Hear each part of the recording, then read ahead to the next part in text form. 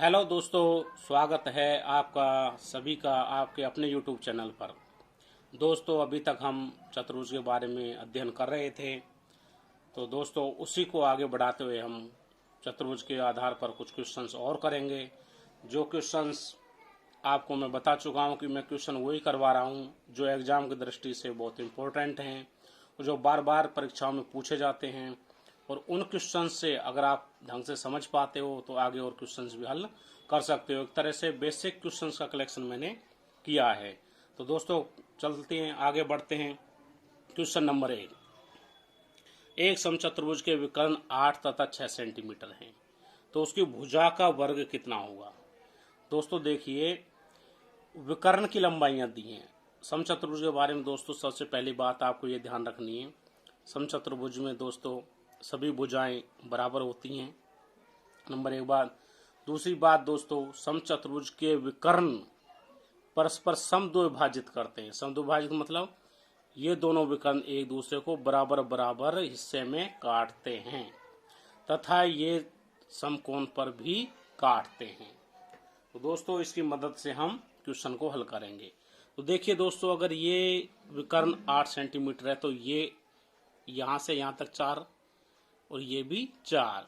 ये विकर्ण 6 सेंटीमीटर दोस्तों, यहाँ से यहाँ तक रहा 3। अब दोस्तों इसकी बात करते हैं। इतना ध्यान दीजिए केवल इस पर। ये समकोण है, समकोण के सामने भुजा होती है दोस्तों कर्ण, समकोण त्रिभुज के हिसाब से। तो हम इस कर्ण को अगर निकाल लेते हैं तो ये आ जाएगी समचतुर्भुज की भुजा। तो दोस्तों देखिए, समकोण त्रिभुज में दोस्तों पाइथागोरस प्रमेय से अगर 3 और 4 लंब और आधार हो तो उसका कर्ण होता दोस्तों 5। ये मैं पहले भी बता चुका हूँ। होता कैसे दोस्तों, ऐसे होता, देखो AB का स्क्वायर बराबर 3 का स्क्वायर प्लस 4 का स्क्वायर बराबर 9 प्लस 16 बराबर 15। तो दोस्तों AB बराबर क्या आ जाएगा, इधर अंडर रूट ले लेंगे और इधर अंडर रूट, तो 5 आ गया। क्वेश्चन में कहा है कि उसकी भुजा का वर्ग कितना होगा। भुजा दोस्तों हमारी 5 आ गई, तो भुजा का वर्ग कितना हो जाएगा दोस्तों, 5 का स्क्वायर बराबर 25। दोस्तों इस प्रकार हमारा आंसर हुआ ऑप्शन ए, हमारा करेक्ट आंसर। दोस्तों आगे बढ़ते हैं। Question number 2। 8 सेंटीमीटर त्रिज्या वाले एक वृत्त के अंतर्गत बने वर्ग का क्षेत्रफल कितना होगा। दोस्तों आप यहाँ पर देख पा रहे हैं, एक वृत्त है, ये आप देखिए मैंने बनाया है वृत्त। इसके अंदर एक वर्ग है ABCD बना दिया दोस्तों। हमें इसका क्षेत्रफल ज्ञात करना। वृत्त की त्रिज्या है 8 सेंटीमीटर। देखो दोस्तों, ये 8 होगी त्रिज्या है, इसका सेंटर है तो ये भी 8 होगी। इस तरह से ये टोटल डायामीटर, एक तरह से व्यास कितना हो गया दोस्तों, 16। 8 और 8 16। ये व्यास दोस्तों इस वर्ग का विकर्ण भी है। और वर्ग का विकर्ण क्या होता है दोस्तों, मैंने पिछली वीडियो में बताया था, A√2 अगर A वर्ग की भुजा हो तो दोस्तों यहाँ से देखिए A√2 बराबर 16, तो A बराबर हो जाएगा दोस्तों 16/√2। यह हमें इसकी भुजा आ गई इस वर्ग की।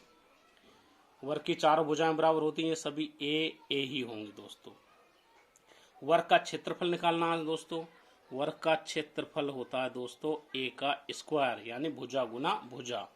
तो 16/√2 गुना दोस्तों 16/√2। तो 16 गुना 16, ये 16 2 से 2 आ जाएगा दोस्तों, √2 इंटू √2 2, ये 8 बार। 16 का दोस्तों 8 में गुना करेंगे तो आप इसे गुना करिए, 8 सिंग 48, 4 8 1 8 4 12। आपका आंसर है दोस्तों 128। क्वेश्चन नंबर 3 दोस्तों, ABCD एक ऐसा चक्रीय चतुर्भुज है जिसके शीर्ष O बिंदु पर वृत्त के केंद्र से बराबर दूरी पर हैं। तदनुसार यदि COD 120 तथा BAC 30 डिग्री हो तो कोण BCD का मान क्या होगा। दोस्तों देखिए, चक्रीय चतुर्भुज, सबसे पहले दोस्तों चक्रीय चतुर्भुज ऐसा चतुर्भुज होता है जिसके सभी शीर्ष, 4 शीर्ष होते हैं चतुर्भुज में, वो एक वृत्त की परिधि पर हों। नंबर एक बात तो दोस्तों शीर्ष क्या होने चाहिए, परिधि पर, वृत्त की परिधि पर होने चाहिए दोस्तों। दूसरा दोस्तों, इस तरह के चक्र चतुर्भुज के सम्मुख कोण बराबर होते हैं दोस्तों। सम्मुख कोण मतलब ये वाला एंगल इसके बराबर होगा और ये वाला एंगल इसके बराबर होगा दोस्तों। सम्मुख कोण बराबर होते हैं। अब देखिए दोस्तों, इसमें कहा गया है इन्होंने कि बिंदु O पर वृत्त केंद्र बराबर दूरी पर है। ये केंद्र है वृत्त का, यहां से हमने इसके डायगोनल ले लिए दोस्तों, डायगोनल। इसके शीर्ष O से बराबर दूरी पर है, तो इसका मतलब यहाँ से यहाँ की डिस्टेंस यही बराबर, यहाँ से यहाँ ये सारी डिस्टेंस आपस में बराबर हैं। कौन COD 120 दिया, COD ये एंगल दोस्तों दिया इन्होंने 120 डिग्री। लेकिन दोस्तों आप जानते हो अगर दो रेखाएं परस्पर काटती हैं, क्रॉस की तरह काटती हैं, तो आमने सामने के एंगल भी बराबर होती है। 120 है दोस्तों, ये भी 120 होगा। ये आमने सामने कौन दोस्तों, ये 120 है। इस तरह रेखा की बात करते हैं तो यहाँ एंगल बचा दोस्तों हमारा 60 डिग्री, यहाँ भी बचेगा 60 डिग्री दोस्तों। आगे दिया है दोस्तों कौन BAC 30 डिग्री हो, BAC CA यानी ये एंगल हमको दिया दोस्तों 30 डिग्री। अब देखिए दोस्तों, ये एंगल 120 डिग्री है, ये 30 डिग्री है। अगर किसी त्रिभुज की दो भुजाएं बराबर हों तो वो होता है दोस्तों समद्विबाहु त्रिभुज। समद्विबाहु त्रिभुज की दोनों भुजाएं सामने वाली भुजा पर बराबर एंगल बनाती हैं। अगर ये 30 है दोस्तों, ये भी 30 होगा। ठीक है दोस्तों। इसी तरह से दोस्तों यहाँ पर देखिए, ये भुजाएं इस भुजा के साथ बराबर कोण बने, ये 60 है, तो दोस्तों यहाँ कितना एंगल बचेगा, बराबर बराबर बचना। तो केवल इस त्रिभुज की बात करते हैं। त्रिभुज के तीनों कोणों का योग 180 होता है, ये 60 है, तो दोस्तों ये बराबर है, तो इसलिए ये भी 60 होगा दोस्तों और ये भी 60 होगा। इस तरह से दोस्तों आप देखिए कोण A पर कुल कोण, शीर्ष A पर कुल कोण कितना होगा दोस्तों, 60 प्लस 30 बराबर 90 है। और दोस्तों चक्र चतुर्भुज के सम्मुख कोण बराबर होते हैं। अगर ये 30 है दोस्तों, 30 और 60 90 है, तो दोस्तों ये पूरा एंगल भी 90 डिग्री ही होगा। और दोस्तों हमसे यही पूछा है कोण BCD का मान, BCD क्या होगा 90 डिग्री। इस तरह दोस्तों हमारा आंसर हुआ 90 डिग्री। चलिए दोस्तों नेक्स्ट क्वेश्चन की बात करते हैं। एक आयत की लंबाई तथा चौड़ाई का अंतर 56 मीटर है। यदि इसका परिमाप 412 मीटर है तो इसका क्षेत्रफल ज्ञात करिए। दोस्तों अगर लेंथ L है और चौड़ाई B है, मान लीजिए L बराबर है दोस्तों X, दोनों को अंतर 56 है, तो दोस्तों इसकी चौड़ाई हो जाएगी X प्लस 56। यदि इसकी परिमाप 412, परिमाप क्या होती है दोस्तों, ट्वाइस L प्लस B बराबर कितना दोस्तों 412 है। अर्थात दोस्तों ट्वाइस L X है प्लस X प्लस 56 बराबर 412। यहाँ से देखिए दोस्तों ये दोनों जुड़ जाएंगे, 2x प्लस 56, 2 से इधर भाग दे देंगे दोस्तों, ये हो जाएगा दोस्तों 206। 2 से भाग देने के बाद में बचा दोस्तों हमारे पास में 206। यहाँ से दोस्तों देखिए 2x बराबर 206 माइनस 56, तो दोस्तों यहाँ पे कितना आ जाएगा, 56 घटाएंगे 206 में से तो दोस्तों 150, और x बराबर आ जाएगा दोस्तों 75, क्योंकि 2x बराबर 150 है, 2 से भाग देंगे तो x बराबर दोस्तों आ गया 75। x यानी कि लंबाई, l बराबर दोस्तों क्या आ गई 75। अब b चाहिए, b क्या दोस्तों x प्लस 56, तो उसमें 56 और ऐड कर दीजिए 1, दोस्तों देखना 131। अब दोस्तों हमें इसका क्षेत्रफल निकालना। क्षेत्रफल दोस्तों आप जानते हो L क्रॉस B यानी लंबाई गुना चौड़ाई। लंबाई कितनी है दोस्तों 75, चौड़ाई है दोस्तों 131। जब दोस्तों इसका हम गुना करेंगे, आप गुना करके देख सकते हो, तो इसका क्षेत्रफल आएगा दोस्तों इतना। तो आपका आंसर क्या हुआ दोस्तों, answer B is correct answer. दोस्तों नेक्स्ट क्वेश्चन की बात करते हैं। क्वेश्चन नंबर 5, किसी आयत का क्षेत्रफल 108 मीटर स्क्वायर है तथा इसकी लंबाई एवं चौड़ाई का अनुपात 4:3 है। दोस्तों लंबाई एंड चौड़ाई का रेशियो क्या दिया दोस्तों 4:3। इसके विकर्ण की आधी लंबाई क्या होगी। दोस्तों देखिए, छोटा सा डायग्राम बना लेते हैं सुविधा के लिए, वैसे डायरेक्ट भी कर सकते हो पर बना लेते हैं। ये आपका आयत है दोस्तों, ABCD आपको समझाने के लिए बना रहा हूँ दोस्तों। इसका एक विकर्ण है दोस्तों। देखिए, मान लो लंबाई और चौड़ाई 4:3 में है, तो मान लो लंबाई 4x और चौड़ाई इसकी दोस्तों 3x। लंबाई 4x है दोस्तों, ये 3x है, ये 90 डिग्री पर होते हैं दोस्तों, तो इसका कर्ण क्या हो जाएगा दोस्तों 5x। पाइथागोरस प्रमेय से अगर दोस्तों लंबाई चौड़ाई 3 और 4 होती है तो उसका विकर्ण होता है दोस्तों 5। ये आप जानते हैं 5x ये होगा दोस्तों। अब देखिए इसका क्षेत्रफल हमें दिया हुआ है दोस्तों। क्षेत्रफल क्या होता है, लंबाई गुना चौड़ाई, यानी 4x इंटू 3x बराबर 108। 12x स्क्वायर दोस्तों 108। x स्क्वायर बराबर क्या होगा दोस्तों, 12 से इधर भाग देंगे, 108 अपॉन 12, 12 नब्बे 108 दोस्तों। इसका मतलब x बराबर 3। x बराबर 3 आया दोस्तों। तो हमें विकर्ण की आधी लंबाई ज्ञात करनी है, तो पहले विकर्ण निकालेंगे। विकर्ण की लंबाई क्या होगी दोस्तों, 5x बराबर 5 इंटू 3 बराबर 15। आधी लंबाई चाहिए दोस्तों, आधा विकर्ण, तो क्या करेंगे दोस्तों 15/2 यानी 7.5। तो हमारा आंसर क्या हुआ दोस्तों, हमारा आंसर हुआ A। नेक्स्ट क्वेश्चन दोस्तों, क्वेश्चन नंबर 6। चतुर्भुज ABCD के अंदर एक वृत्त खींचा गया है। दोस्तों चतुर्भुज बनाइए, ये आपने चतुर्भुज बना दिया, इसके अंदर वृत्त खींचा गया। तो दोस्तों वृत्त इस तरह से खींचा जाएगा। ये पूरा गोल नहीं बन पाया दोस्तों, आप बनाओ तो बन जाएगा। ये वृत्त खींच दिया दोस्तों इसके अंदर हमने। अब दिया दोस्तों AB बराबर 6 सेंटीमीटर, CD बराबर 5 सेंटीमीटर और AD बराबर 7 सेंटीमीटर। तो दोस्तों इसमें पूछा है BC की लंबाई, यानी इस भुजा की लंबाई पूछी है। दोस्तों जब भी चतुर्भुज के अंदर वृत्त हो तो सम्मुख भुजाओं का योग बराबर होता है। दोस्तों इस कंडीशन में सम्मुख भुजाओं का योग दोस्तों बराबर होता है। तो क्या होगा सम्मुख भुजाओं का योग दोस्तों, AB के सम्मुख भुजा CD बराबर AD प्लस BC। AB कितना दोस्तों 6 प्लस CD कितना दोस्तों 5, AD दोस्तों 7 प्लस BC। यहाँ से दोस्तों BC की वैल्यू क्या है, 7 को इधर ले जाएंगे तो 7 5 12 में 7, 7 5 12, 12 में 7 जाएंगे दोस्तों, कितना बचेगा, नहीं 6 5 11, 11 में 7 जाएंगे दोस्तों, बचेगा 4। इस प्रकार दोस्तों हमारा आंसर ये आएगा 4। ये option A is correct sir. Question number 7 दोस्तों, किसी वर्ग के क्षेत्रफल का उसके विकर्ण पर खींचे गए वर्ग के क्षेत्रफल से अनुपात है। दोस्तों देखो कोई वर्ग है, ये हमने वर्ग खींच दिया दोस्तों, कोई भी ये वर्ग है और दोस्तों इसकी भुजा A है तो ये भी A होगी, ये सभी भुजाएं A होंगी क्योंकि वर्ग की सभी भुजाएं बराबर होती हैं। ये होगा दोस्तों इसका विकर्ण।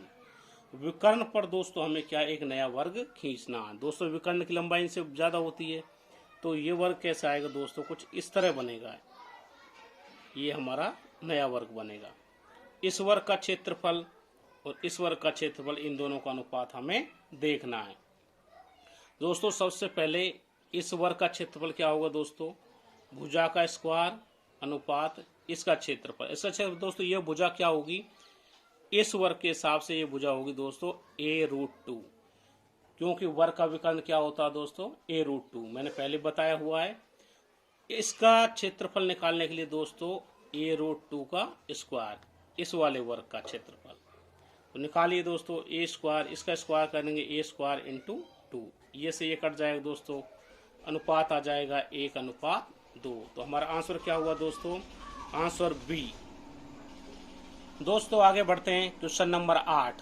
जैसा कि आप स्क्रीन पर देख पा रहे हैं, किसी वर्ग का विकर्ण 16√2 है तो इसका परिमाप बताइए।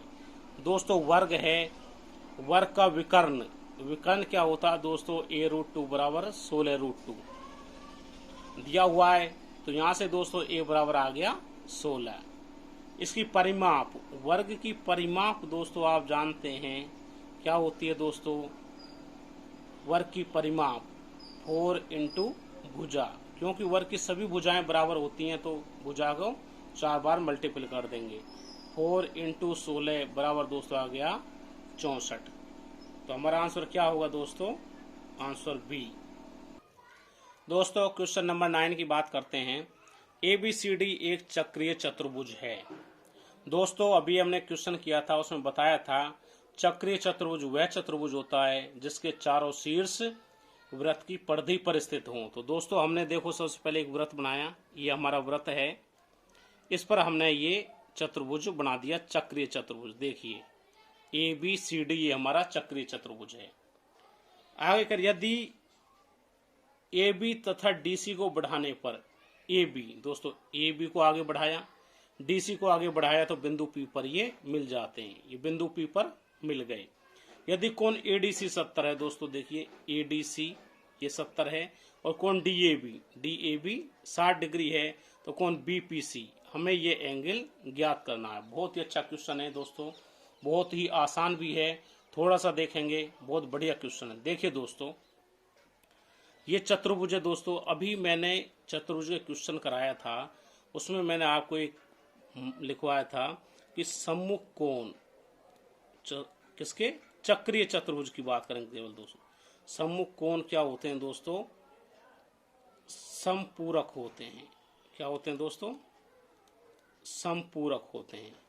समपूरक का मतलब है दोस्तों, एक बात वहां पे मैंने लिखवा दिया था कि कौन बराबर होते हैं। बराबर यूं लिखवाया था दोस्तों कि इधर का एंगल 90 था, इधर का भी फिर 90 होगा, क्योंकि दोनों समपूरक का मतलब है दोनों का योग क्या होता है दोस्तों, सम्मुख कोणों का योग 180 होता है। लेकिन यहाँ पे 90 नहीं है तो इसलिए ये अलग अलग होंगे। वहां पे दोनों का योग, दोनों 90 थे, इसलिए उनको हमने बोला था उस परिस्थिति में कि सम्मुख कोण बराबर होंगे, और यहाँ पर बराबर नहीं होंगे, समपूरक होंगे। देखिए दोस्तों ये एंगल 70 है तो इसके सामने का एंगल होगा दोस्तों, ये दोनों मिला के 180 होते हैं, तो 180 में से 70 माइनस करेंगे तो दोस्तों ये बचा 180 में से, तो ये बचा 110। ऐसे दोस्तों ये आपका एंगल बचेगा 120 डिग्री। अब देखिए दोस्तों एक रेखा पर बने कुल कोण कितना होता है दोस्तों, 180 होता है, यहाँ 120 है, तो दोस्तों इधर एंगल बचा 60 डिग्री। ऐसे दोस्तों यहाँ एंगल बचेगा 70 डिग्री। अब दोस्तों केवल इस वाले त्रिभुज की बात हम करते हैं। इस त्रिभुज को देखिए दोस्तों, ये हमें पता है, ये हमें पता है, तो ये एंगल हम निकाल सकते हैं, क्योंकि त्रिभुज के तीनों कोणों का योग 180 होता है। तो कितना होगा दोस्तों, 60 प्लस 70 प्लस कोण P बराबर होना चाहिए 180।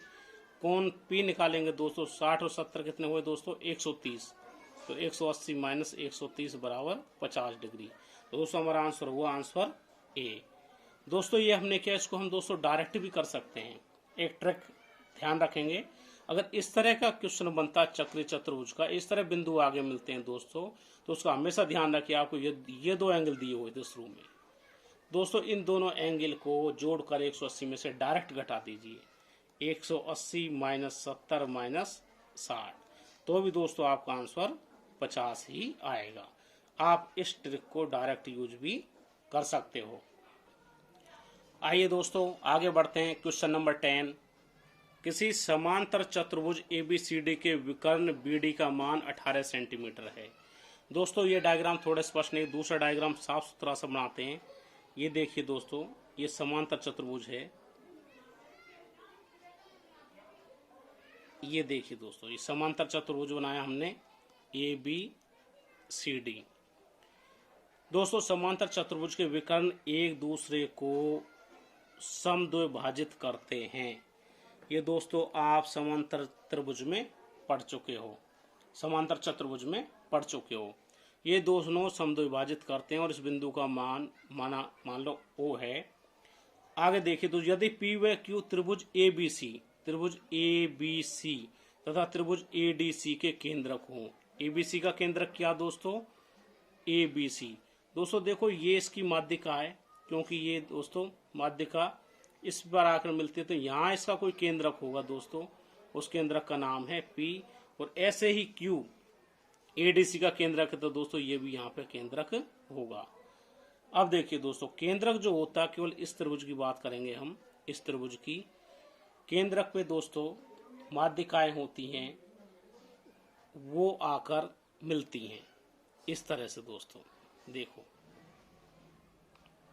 इस तरह से दोस्तों ये होगा इस त्रिभुज की, ये माध्यिका यहाँ पर आकर मिलेगी, इसकी यहाँ मिलेगी इस तरह से। और ऐसे दोस्तों इस त्रिभुज की ये क्यू ऐसे आकर, ये दोस्तों इसके केंद्रक हैं। अब देखिए दोस्तों, हमको लंबाई दी है डीबी, डीबी की टोटल लंबाई दी है दोस्तों 18 सेंटीमीटर। चूंकि दोस्तों ये एक समांतर चतुर्भुज, इसके विकर्ण परस्पर समद्विभाजित करते हैं, तो दोस्तों यहाँ से यहाँ तक लंबाई होगी 9 सेंटीमीटर और यहाँ से यहाँ तक भी होगी 9 सेंटीमीटर। ठीक है दोस्तों, आगे हम बात करते हैं दोस्तों त्रिभुज।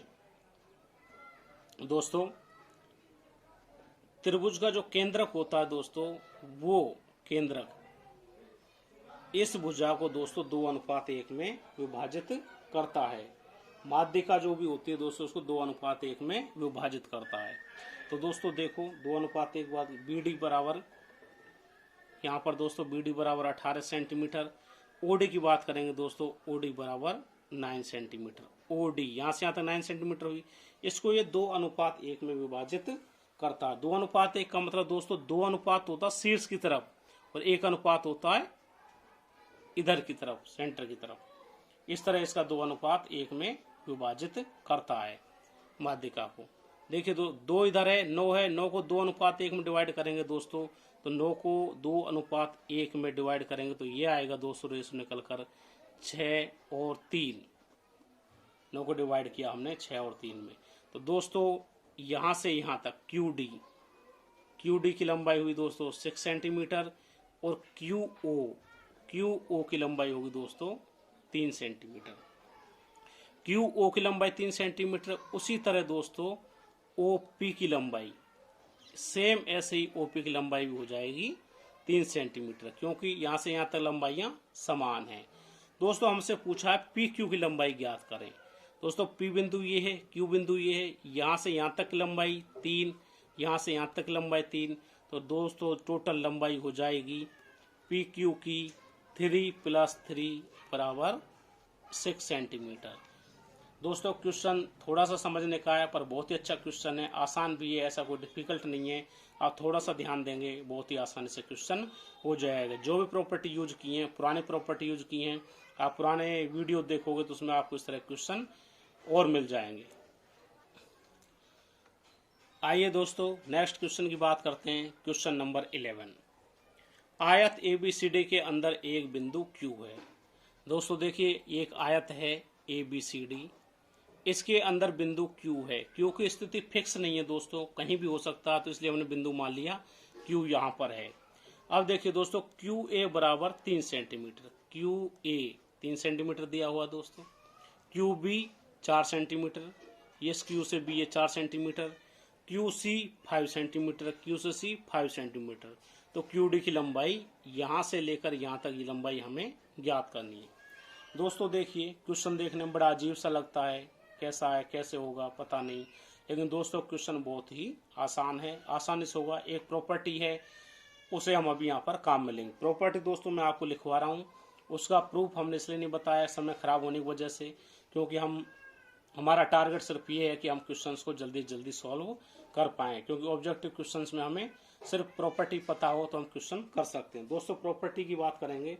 प्रॉपर्टी होती है दोस्तों इस स्थिति में, अगर कोई आयत है और बिंदु Q है और Q से सभी शीर्ष की लंबाइयाँ दी हुई हों, तो दोस्तों इस स्थिति में होता है Q से आमने सामने के जो शीर्ष होते हैं उनकी लंबाइयों का स्क्वायर का योग बराबर होता है। कैसे दोस्तों देखिए, यहाँ से यहाँ तक QA का स्क्वायर प्लस ये QC का स्क्वायर बराबर होता है दोस्तों, इस विकर्ण की बात करेंगे QB का स्क्वायर प्लस QD का स्क्वायर। देखिए दोस्तों QA हमें क्या दिया हुआ है दोस्तों, QA की लंबाई 3 तो 3 का स्क्वायर प्लस QC 5 है तो 5 का स्क्वायर प्लस QB 4 है तो 4 का स्क्वायर प्लस QD का स्क्वायर। आगे दोस्तों हल करेंगे 3 तिया 9 और ये दोस्तों 25 और ये होता दोस्तों 16 और ये QD का स्क्वायर। यहाँ से दोस्तों QD लेंगे, इसको इधर ले जाएंगे,